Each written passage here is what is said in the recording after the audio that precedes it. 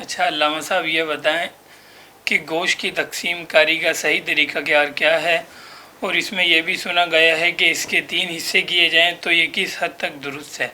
سب سے پہلے تو بنیادی اصول کی یاد رکھیں کہ انسان گوشت چاہے سارا رکھ لے تب بھی جائز، سارا صدقہ کر دے تب بھی جائز، ٹھیک ہے۔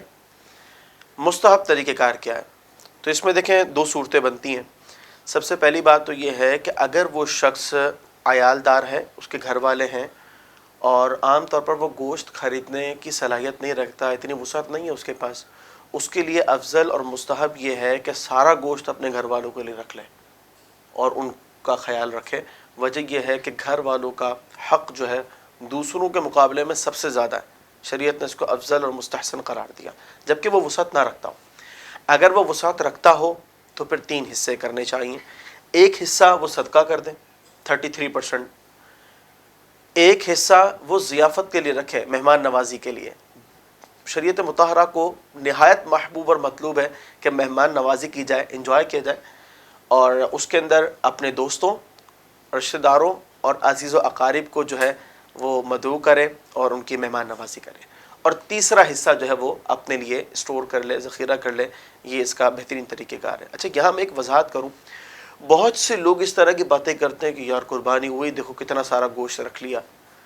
اگر آپ اس مطلب اصول کے پیش نظر دیکھیں جو شریعت نے مستحب تقسیم بتائی ہے، اس میں 66% تو وہ اپنے پاس ہی رکھتا ہوا نظر آئے گا نا۔ کیسے؟ 33% اس نے صدقہ کر دیا، اور 66% جو ہے وہ تو اپنے پاس وہ اس وقت رکھے گا۔ وجہ یہ کہ 33% سے اسے ضیافت کرنی ہے، مہمان نوازی کرنی ہے، اور 33% اس نے اپنے لیے رکھنا ہے، ذخیرہ کرنا ہے۔ تو یہ جو بدگمانی والے معاملات ہیں یہ بھی بڑی غلط ہیں۔